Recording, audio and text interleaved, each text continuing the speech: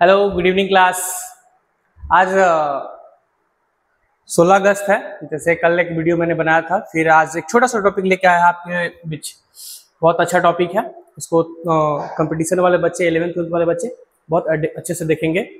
कि जैसे कि आज का टॉपिक है relation between capital G and small G. आज का टॉपिक है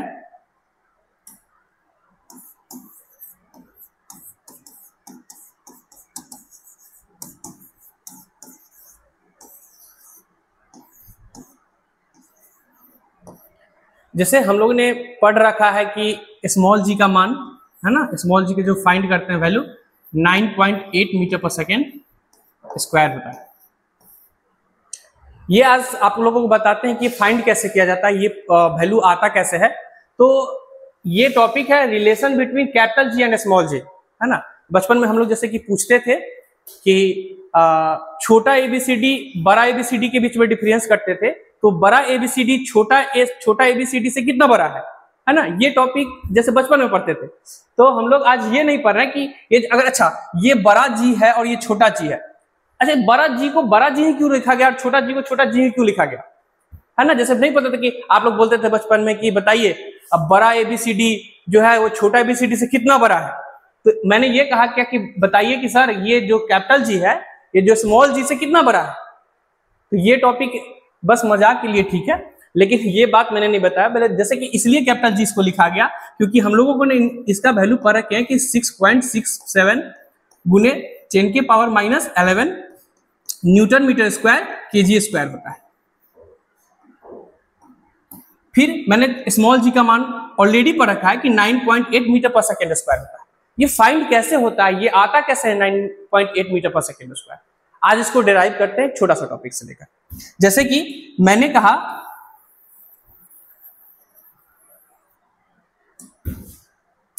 कि बताइए कि अगर मैंने कहा कि अगर हम पृथ्वी को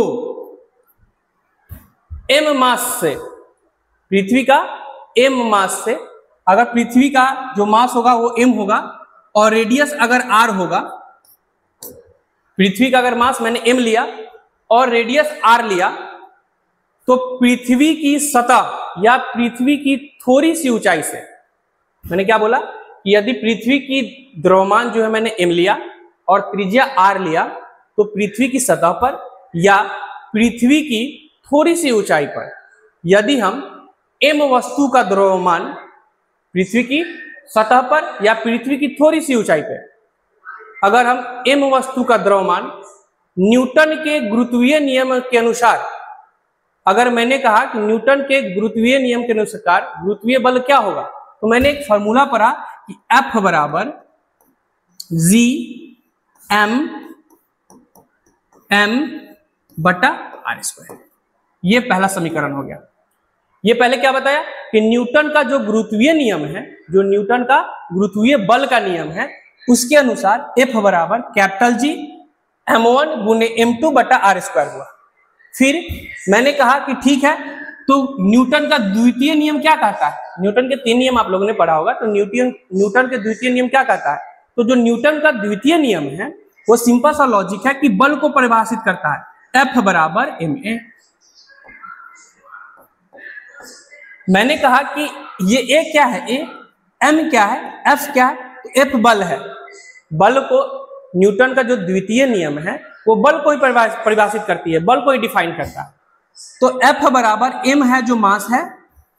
मास का मतलब होता है किसी भी वस्तु का द्रव्यमान कितना है, मतलब मास जो है वो केजी में डिराइव होता है। और A का मान, एक जो है ये एक्सेलरेशन है, त्वरण है, जिसका मीटर पर सेकेंड स्क्वायर में डिराइव करते हैं। हम लोग स्मॉल a को स्मॉल g के रूप में डिराइव करते हैं। अगर त्वरण को ही, इसको ग्रेविटेशनल एक्सेलरेशन कहते हैं, इसको एक्सेलरेशन कहते हैं, a को हम लोग g के रूप में ही फाइंड करते हैं।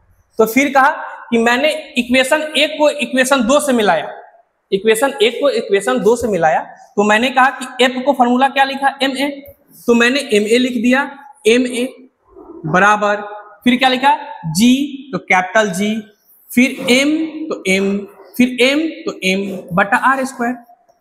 मैंने क्या किया, समीकरण 2 का मान समीकरण 1 में मैंने पुट कर दिया।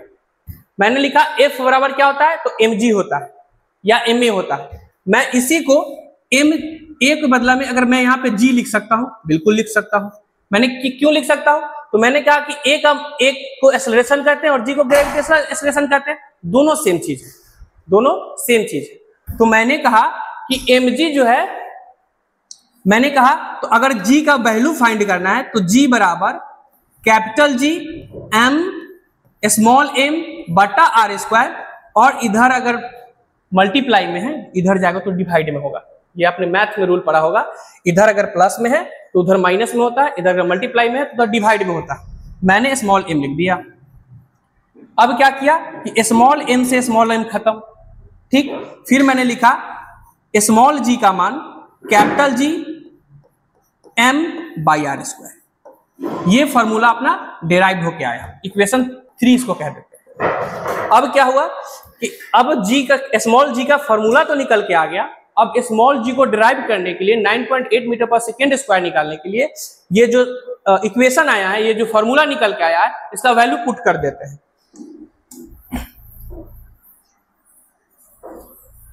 मैंने कहा कि स्मॉल g है तो स्मॉल g लिख दिया मैंने। फिर क्या किया, कैपिटल G का मान मैंने ऑलरेडी बता के रखा है कि 6.67 गुने 10 के पावर माइनस 11 होता है, ठीक। फिर m क्या है, तो मैंने बताया पृथ्वी का द्रव्यमान है, और पृथ्वी का द्रव्यमान कितना होता है, तो पृथ्वी का द्रव्यमान 6 मल्टीप्लाई 10 के पावर 24 kg होता है। अच्छा, kg इसलिए लिए ना कि मास का SI यूनिट kg होता है, इसलिए 6 गुने 10 के पावर 24 आया। हम लोग किसी भी चीज का, किसी भी जिसमें हम लोग डिराइव करते हैं, जैसे कि हम लोग एक्सेलरेशन को मीटर पर सेकेंड स्क्वायर में ड्राइव किए, है ना, मास को वैसे केजी में ड्राइव किए। फिर मैंने क्या कहा कि आर का मान क्या होगा, रेडियस की क्या होगी पृथ्वी की, तो पृथ्वी की रेडियस होती है 6.4 मल्टीप्लाई 10 के पावर 6 का स्क्वायर। यहां आर स्क्वायर था इसलिए आर स्क्वायर किया। अब इस वैल्यू को अगर मैंने पुट किया, इसको फाइंड करूंगा, तो अब मान कितना आएगा देखिए। मैंने कहा कि 6.67 को 6 से मल्टीप्लाई करेंगे और 10 के पावर माइनस 11 और 10 के पावर 24 कितना होगा, 10 के पावर 13 होगा। ये कैसे आया, आप कहिएगा कि 10 के पावर माइनस 11 10 के पावर 24 को आप कैलकुलेशन किए तो 10 के पावर 13 कैसे आया। मैंने कहा कि एक फॉर्मूला मैंने मैथ में पढ़ा, a के पावर अगर m हो गुना a के पावर n हो तो इसका फॉर्मूला होता है a के पावर m प्लस n। मतलब बेस सेम हो, बेस सेम हो, पावर अलग अलग हो, पावर को जोड़ देते हैं। तो मैंने कहा कि 10 भैया बेस इसका भी है, 10 इसका भी बेस है, तो मैंने 10 का 10 लिख दिया। पावर को क्या करते हैं, ऐड कर देते हैं, तो 24 प्लस माइनस 13, तो 24 में से प्लस माइनस माइनस, तो प्लस माइनस माइनस, और 24 में से 11 जाएगा तो कितना आएगा 13, तो मैंने यहाँ 13 लिख दिया। अब क्या किए, 6.4 का स्क्वायर करेंगे, तो 6.4 का स्क्वायर आप 2-3 तरीके से कर सकते हैं। जैसे कि 66.4 का अगर मैंने स्क्वायर किया तो एक तो डायरेक्ट है कि 6.4 का मैंने लिख दिया 40.96। आप कहिए कि सर 40.96 कैसे आया, तो मैंने याद करके रखा है कि 6.4 का स्क्वायर 40.96 होता है। अगर आपको नहीं है तो 6.4 मल्टीप्लाई 6.4 को एक मल्टीप्लाई करके लिख दीजिए, या एक ऐसा भी है कि 4 4 जा 16 तो 6 1, फिर क्या करेंगे 6 4 जो 24 और 2 48 और 1 49, 4 बच गया, 6 6 जा 30 या 4 40, दो एक अंक बाद है तो 2 बार मल्टीप्लाई किए इसलिए 2 अंक बाद। मतलब स्क्वायर निकालने के बहुत से तकनीक है, आप जैसे निकालने का अच्छा हो आप इस तरीके से निकाल लीजिए। फिर क्या किए कि 10 के पावर 6 का स्क्वायर कीजिएगा तो कितना आएगा, 10 के पावर 12। आप कहिएगा कि कैसे कर दिए आप, ये 10 के पावर 6 है तो 6 का स्क्वायर तो 36 होना चाहिए, 36 होना चाहिए, लेकिन आपने 12 कैसे लिखा। मैंने फिक्स कहा कि 10 के पावर 6 का स्क्वायर क्या, 10 के पावर 6 मल्टीप्लाई 10 के पावर 6। अगर मैंने 10 के पावर 6 और 10 के पावर 6 कहा तो मैंने क्या कहा कि 10 के पावर 6 मल्टीप्लाई 10 के पावर 6, दोनों का बेस क्या है 10, पावर क्या है 6। तो मैंने कहा जब बेस सेम हो तो पावर को ऐड कर देते हैं। आप लोग ये गलती नहीं कीजिएगा कि 10 के पावर 36 लिख दीजिएगा स्क्वायर करने के समय, तो 10 के पावर 12। अब इस वैल्यू को काटते हैं, मैंने इस वैल्यू को काटा तो सबसे पहले मल्टीप्लाई किया तो 6.67 को 6 से मल्टीप्लाई किया तो 7 6 जा 42, 4 6 6 जा 30, 44 6 6 जा 30 4 40 ये हो गया, प्लस 10 के पावर 13 मल्टीप्लाई, अब देखिए 10 के पावर 12 नीचे में है, मतलब डिवाइड के नीचे में है, डोमिनेटर है, तो जब भी डोमिनेटर को नोमिनेटर में भेजते हैं, मतलब हर को अंश में भेजते हैं, अगर नीचे प्लस में है तो ऊपर माइनस में, अगर नीचे माइनस में हो तो ऊपर प्लस में। ऐसा हमेशा याद रखिएगा कि कभी भी अगर हर 10 के पावर 12 है, अंश में भेजना है, मतलब ऊपर भेजना है, नोमिनेटर में भेजना है, तो 10 के पावर 12 को 10 के पावर माइनस 12 लिखेंगे। तो यहां पे लिख सकते हैं 10 के पावर माइनस 12 बटा 40.96। मैंने कहा कि इसको काटते हैं, तो मैंने यहां लिख सकता हूं क्या,